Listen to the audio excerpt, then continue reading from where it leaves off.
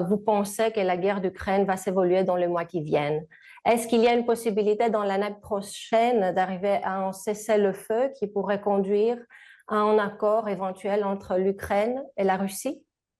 Oui, il y a deux facteurs principaux qui militent en faveur d'un accord de cessez-le-feu. On verra si c'est un accord de paix, mais en tout cas, l'arrêt de la guerre se produira probablement dans les prochaines semaines, les prochains mois, au début de 2025, pour deux raisons principales. La première raison, c'est que les deux parties sont épuisées.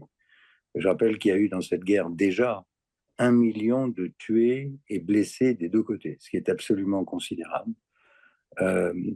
Deuxièmement, l'élection de Trump va accélérer la négociation avec les Russes d'une façon ou d'une autre. Donc je pense qu'il y aura une négociation. Il n'y a pas de solution militaire pour les Ukrainiens dans cette guerre. Plus personne ne croit que les Ukrainiens soient capables de reprendre militairement les territoires occupés par la Russie.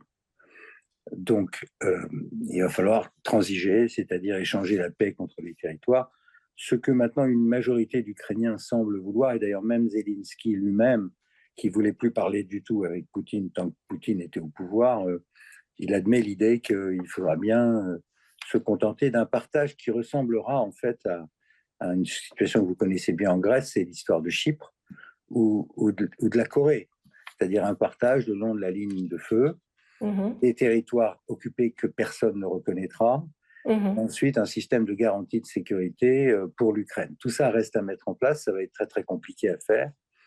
Et ce que je dis dans mon livre, c'est que tout ça aurait pu être évité naturellement.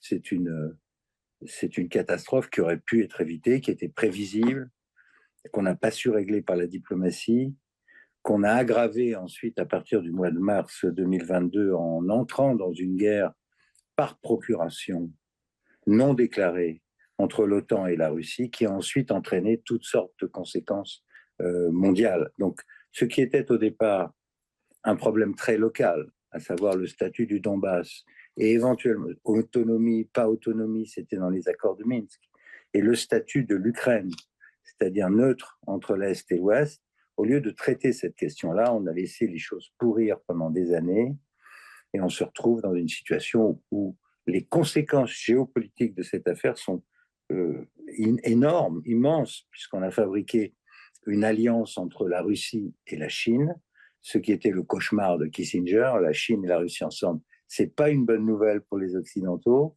En plus, se sont joints à cette alliance les Iraniens et les Nord-Coréens. C'est ce que j'appelle dans mon livre les 4 cavaliers de l'apocalypse, parce que les 4 ont la bombe atomique ou vont l'avoir. Et ça a entraîné toutes sortes de métastases. Et dans ce contexte, est-ce que les propositions du président Macron concernant l'éventuel envoi des troupes en Ukraine, soit comme force d'appui à Kiev, ou bien comme force de maintien de la paix après une éventuelle trêve, est-ce que ces propositions vous semblent réalistes? Alors, il faut distinguer deux choses. Ce qu'il a proposé cette année, au mois de février dernier, j'en parle longuement dans mon livre et je critique ça de façon très féroce parce que engager des forces en Ukraine, c'est rentrer dans la guerre, c'est de la co-belligérance. Et quand on fait ça, on doit savoir comment on contrôle l'escalade. Sur ce front ukrainien et russe, il y a 1 million de soldats. 1 million de soldats. Est-ce que la France, aujourd'hui, ou l'Allemagne, ou l'Angleterre a les moyens de rentrer dans cette guerre, compte tenu du désarmement budgétaire colossal que nous avons fait en Europe depuis 30 ans? Nos forces armées sont réduites à quasiment rien. 200 avions, 200 chars, quelques dizaines de camions. C'est juste pas raisonnable de dire qu'on va rentrer dans une guerre comme celle-là sans contrôler l'escalade. Si on met des soldats français dans la guerre ou anglais ou américains, inévitablement, on rentre dans une escalade de guerre. Et c'est d'ailleurs pourquoi les Américains n'ont jamais voulu, ils disaient « no boots on the ground ». Les Américains voulaient bien aider les Ukrainiens, mais pas faire la Troisième Guerre mondiale, c'est-à-dire pas assurer le no-fly zone, pas d'interdiction du ciel ukrainien aux avions russes, parce que sinon c'était la confrontation directe avec la Russie. Idem pour les soldats au sol. Et la prudence américaine aussi, qui consiste pour les Ukrainiens à tirer en profondeur sur le territoire russe, tout a été fait depuis le début pour aider l'Ukraine, mais confiner la guerre sur le territoire ukrainien, en évitant les risques de dérapage, c'est-à-dire de frappe russe à l'intérieur de l'OTAN, voire de frappe nucléaire. Quand Macron a fait cette déclaration en février dernier, il a rompu cet équilibre précaire et je l'ai beaucoup critiqué. Maintenant, il y a une deuxième option qui est en train d'être discutée en ce moment, c'est est-ce qu'il faut amener des forces européennes pour garantir la ligne de cessez-le-feu. Alors, c'est une solution tentante qui peut être discutée à condition qu'elle soit agréée par tout le monde, y compris par les Ukrainiens eux-mêmes. Parce que ce que je crains, c'est que la frontière soit instable, comme elle l'a été dans le Donbass depuis l'affaire de la Crimée en 2014.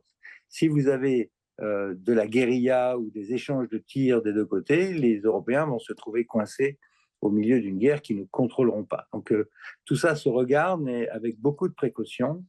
Les garanties de sécurité sur l'Ukraine, ça va être un énorme problème pour nous, Européens, parce qu'on va être appelés à mettre beaucoup d'argent et peut-être des soldats. Ça va pas être simple. Je vous garantis que ça va pas être simple. Εξαιρετικά ενδιαφέρουσα η συνέντευξη, ακριβώς στα θέματα τα οποία ήδη έχουμε θίξει, με κατάληξη το πώς μια θερμή σύγκρουση θα μετατραπεί σε ψυχρή και θα συμφωνήσουν όλοι στη γραμμή κατάπαυσης του πυρός.